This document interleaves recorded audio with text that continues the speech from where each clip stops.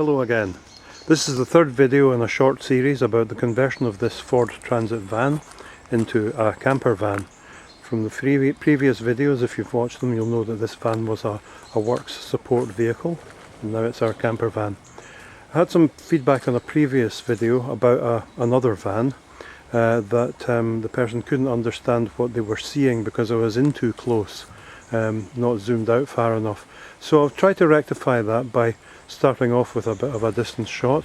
It's quite hard to do the inside of a van without, without being close in, but maybe this will help a bit if we look from a distance first. So we're looking in the side door of the van here, and then you will see that we've given it a name. Looking in the back door of the van, so you can see the kitchen area on your left and the seating area, which is also a bed platform and storage unit on the right. So we'll just go in.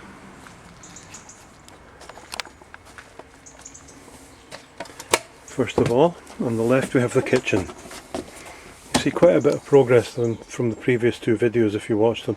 So we have a small gas oven here with a hob. It's quite good, very efficient, and the oven's a nice touch, so you can heat things up in the oven, not just on top. Storage units underneath, kitchen storage units and sink. You'll see rubbish bin there full of stuff. Gas bottles underneath.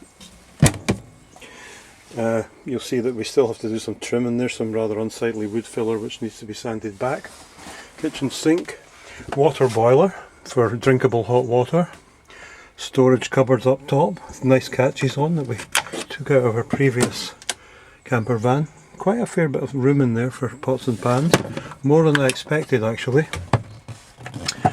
Storage on the other side, similar for cups, plates and so on and so forth. There's a socket there, got a bit of aluminium angle there to give it a nice kind of last exile touch, but also for practical purposes. Needs a bit of finishing there again, wood filler to be sanded, still some stuff like that to do. We've also put in this rack to store bedding on, duvets and such like, held in with bungees. I think that's quite a nice funky touch really. These here, the steel bits, are made from the supports from some of the chairs we took out. You maybe just see underneath there that they're all in steel square box section supports, welded up and so on. And here we have some nice stainless steel bling as eyes and things like that for the bungees to hold the bedding in place. Quite nice.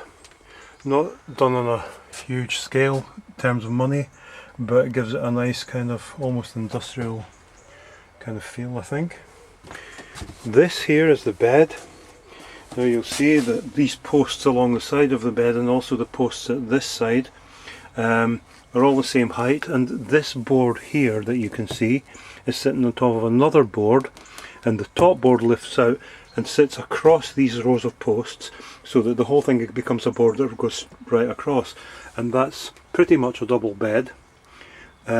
We've got two more large cushions which are going to act as the back of a sofa during daytime and be part of the mattress at night. And inside here, of course, we have storage, which you get at by lifting the lid. You take the boards off. There are the vents for the diesel heater, which is very nice. Really good, useful touch. Coming further up, here we have all the electrical stuff. The leisure batteries are in here. We've got two new leisure batteries.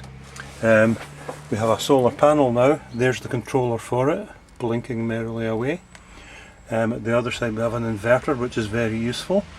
All the plywood work that I've done in the van has been cut with a jigsaw which run off the inverter, and it's great. The jigsaw runs down the batteries quite fast, and the solar panel just tops them back up again. Very nice indeed, very handy, especially as I can't work in this van near our house for reasons of access. Coming up here we've got a little built-in drawer, music player which I pinched from our old van, and here we have a little control panel that I built. There's the display and another controller for the solar panel. You can maybe see the little smiley which tells us the battery's happy. And then coming down we have an isolator switch for the hand wash unit, and this here is a little switch for a little row of LED lights at the other side of the van, tucked under one of the storage cabinets on a dimmer. So that's quite a nice touch too, I think. And at the bottom, a little socket. 2 sockets, one USB, one cigar lighter and a voltmeter. And then coming up we've got all the existing control panel, which I've kind of tapped into to extend the electrics a bit. That was good fun. And it's all labelled now so that I don't get mixed up, we don't get mixed up about what we're switching on and off. And there's the controller for the diesel heater. Water and so on at the top with a little tap coming out here over the sink. Still needs a bit of finishing there, but you get the idea. Gravity feed, very simple. Coming forward again, we decided to end up just by using the end of the bed as a seat on one side of the table, and the 2 remaining seats, we've taken 3 of these out, but they're nice seats with seat belts and everything. They're good seats for the other side of the table. But if we bring in the wee step there, if we bring that in and put that in front of the table at this side, we've got that box there which is built. We'll come to that in a minute. So we've got this, the step, the box and the 2 chairs. Put a cushion on top of the step and the box. You can see 5 people around that table, so it's pretty good. How often we'll do that I do not know, but it's potentially possible. Finally, coming forward, we've got the box here, which is great as a little side table. Also great to put your feet up on if you want to sit along there and look out the door, chilled out.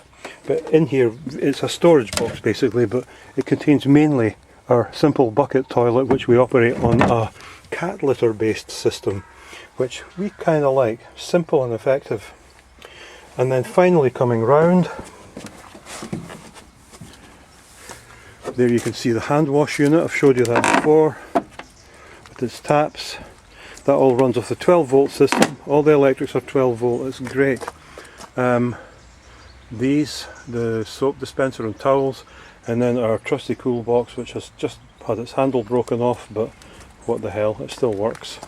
We don't have a fridge, maybe we never will, I don't know, but the cool box is sort of a good enough solution for the time being. So there we go. This is Last Exile now in its most recent state. I've still got a bit more to do, sort of a couple of a curtain for the back, which is going to be quite a nice touch. Cushion covers, cushions, trim, bits and pieces like that. So I'm going to make one more video when it's finished, and I'll post that, and then that'll be that. Thank you very much for watching. See ya.